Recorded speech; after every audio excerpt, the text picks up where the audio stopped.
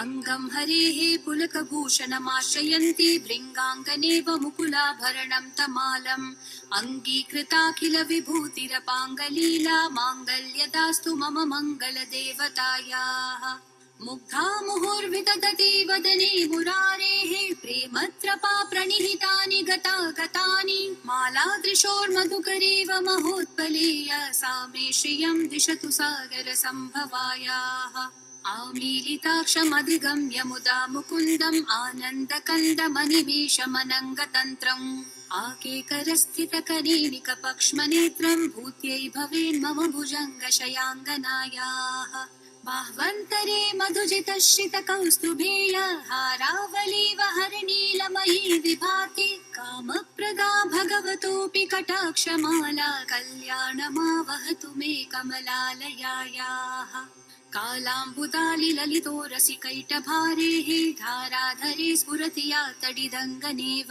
मातुः समस्तजगतां महनीयमूर्तिः भद्राणि मे दिशतु भार्गवनन्दनायाः प्राप्तं पदं प्रथमतः खलु यत्प्रभावात् माङ्गल्यभाजि मधुमाथिनि मन्मथेन मय्यापते तदिह मन्थरमीक्षणार्थं मन्दालसं च मकरालय कन्यकायाः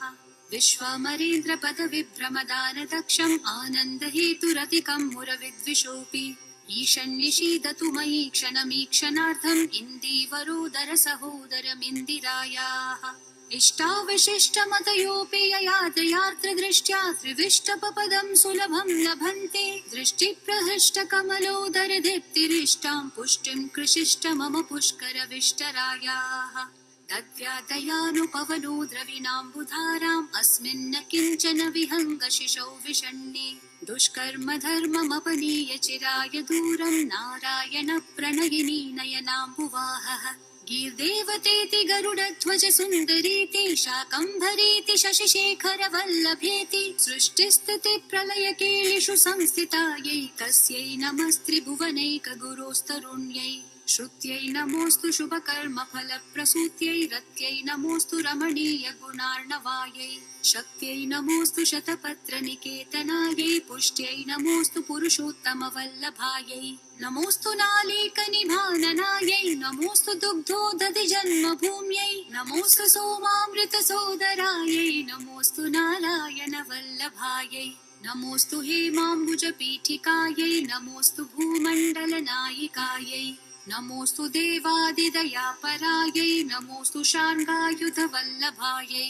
नमोऽस्तु दैव्यै भृगुनन्दनायै नमोऽस्तु विष्णोरुरसिस्थितायै नमोऽस्तु लक्ष्म्यै कमलालयायै नमोऽस्तु दामोदरवल्लभायै नमोऽस्तु कान्त्यै कमलेक्षणायै नमोऽस्तु भूत्यै भुवनप्रसूत्यै नमोऽस्तु देवादिभिरर्चितायै नमोऽस्तु नन्दात्मजवल्लभायै सम्पत्कराणि सकलेन्द्रियनन्दनानि साम्राज्यदानविभवानि सरोरुहाक्षि त्वद्वन्दनानि दुरितोद्धरनोद्यतानि मामेव मातरनिशं कलयन्तु मान्ये यत्कटाक्षसमुपासना विधिः सेवकस्य सकलार्थसम्पदः सन्तनोति वचनाङ्गमानसैः त्वां मुरारिहृदयेश्वरीं भजे सरसिजनिलये सरोजहस्ते धवलतमांशुकगन्धमाल्यशोभे भगवति हरिवल्लभे मनोगे त्रिभुवनभूतिकरी प्रसीद मह्यम् दिग्हस्तिभिः कनककुम्भमुखावृशिष्टस्वर्वाहिनी विमलचारुजलप्लुताङ्गीम् प्रातर्नमामि जगतां जननीम् अशेषलोकाधिनाथगृहिणीम् अमृताब्धिपुत्रीम् कमले कमलाक्षवल्लभे त्वं करुणापूरतरङ्गितैरपाङ्गैः अवलोकय मामकिञ्चनानां प्रथमं पात्रमकृत्रिमं दयायाः